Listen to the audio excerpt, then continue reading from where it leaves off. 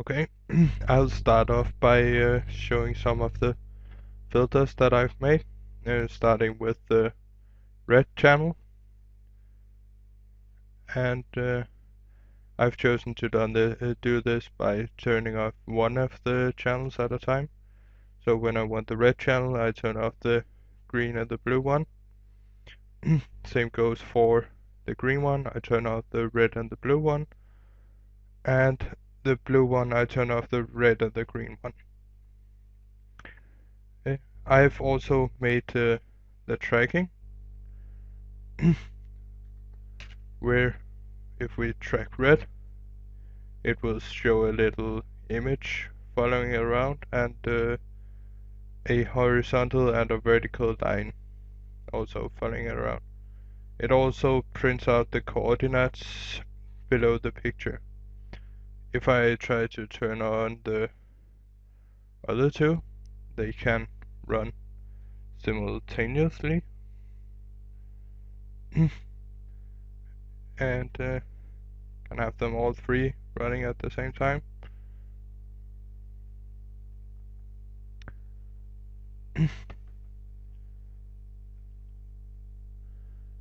So yeah, that was the filters in action. Let's have a look on the code behind this.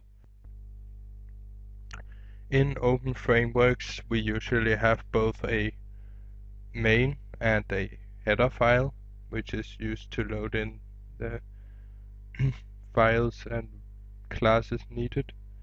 In the header file, we also define all the variables that we need. For this one, we need a font and some char arrays, which will be converted to strings in the code.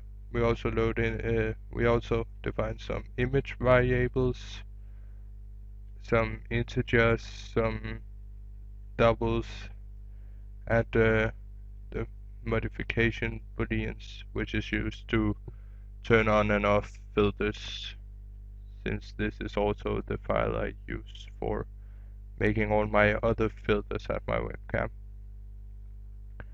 First of all, we set a initial value for all the variables in the setup. I have a lot of these because as I said earlier, I also have all my other filters in this file, but basically just set them to an initial value. Most of the time it will just be 0. We also load in the font needed for the string to be printed out with the coordinates, and all the images used for the tracking and resizing these images. We also set the width grabber to grab at the cam width times cam height, and make these new arrays to contain all the pixels in the image, and then make a allocate some space for the video texture, which is like width grabber, also a video array, picture array with cam width times cam height, and it should be a RGB image. We'll then set all our modifications to false, so we don't start with any of the filters on. We then set a background color and set the width grabber to start grabbing frames for our program. Insert all the pixel values into the array. We then go in and say if the frame is new, we should run our update code. And the first thing is to fill out the pixel array with all the pixels that we are loading in with the grab frame. And then we go through them, set the temporary width, which is not used in this one, and our video inverted with which is the image of the stream from our webcam displayed next to our other stream, the one we are manipulating through all the filters, and not really one that's needed for this assignment. And the line below it is for the brightness filter, which is not used here. Down here we go into all the different pixels by saying cam width and cam height and cam width, and we are adding cam width by 3 every time because there's 3 different colors. So to get a new pixel we have to jump this amount of colors to get to the new pixel. What we then do is that we say when we're doing this +3 we always hit the red pixels because the red pixels are 0, 3, 6 and so on. So this should just be to remove the red channel we just set these to 0. If we want to remove the green channel we have to add 1, then we hit all the green pixels, and if we want to hit the blue ones we add 2. And the same procedure as with the red one, we just set it to 0 and then it removes all those colors in the image. For our tracking we have to set a threshold, and when using the cone we are using the formula red divided by red plus green plus blue, which is basically what we do here, and then we have to add a small amount to the red green blue, because if it's a black area it will be 0 and you are not allowed to divide by 0. We're also adding a second threshold which says that there should be a certain amount of red when we're tracking red. And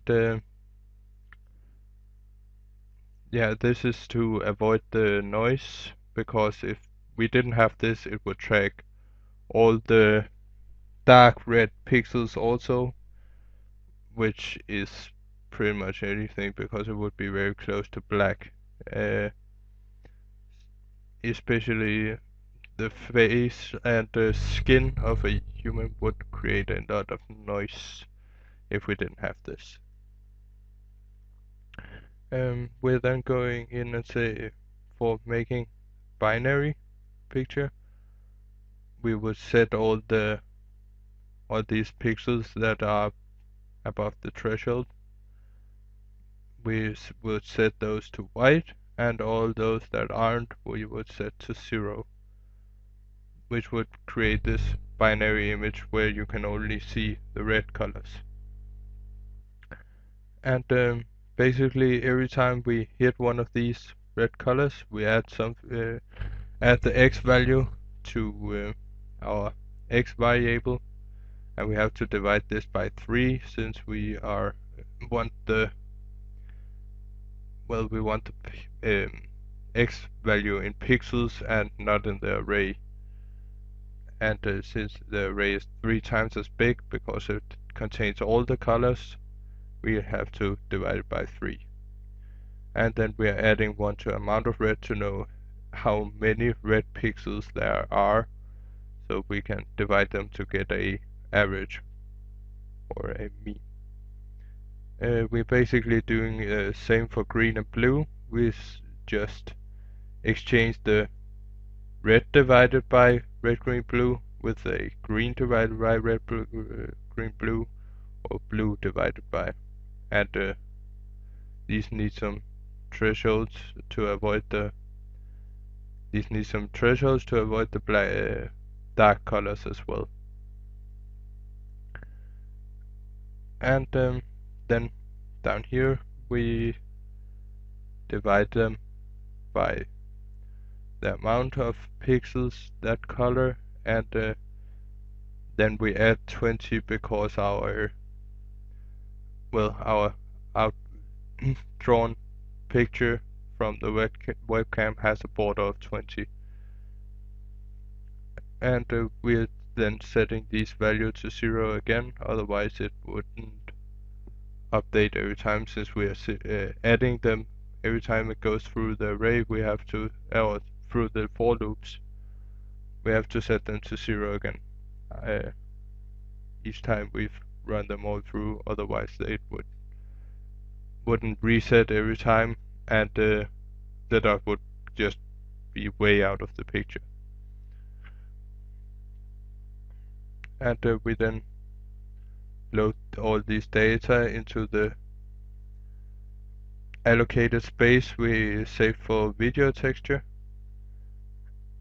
All the data in our video inverted, which we don't really use for this one, but that is just to draw the second image. And then we draw out the two images, and we set a line width of 3, which is needed for draw L. It's not needed, but it makes it easier to see the lines. Otherwise, they would just have a thickness of 1 pixel. And then we draw the pixels at the positions, and we draw the image, and then we use this sprintf function to load the integer values from these centers into our char array, and then it converts this char array to a string, which we can then use the drawString function to print out using our coords font. And it's the same procedure for every one of these. We also set the color of each one, so the ones tracking red is red, and green and blue, and so on. And we do this by turning off the different filters with key presses down here in key. Just make a switch key, and then you can set in all the different buttons you want to turn off or turn on filters.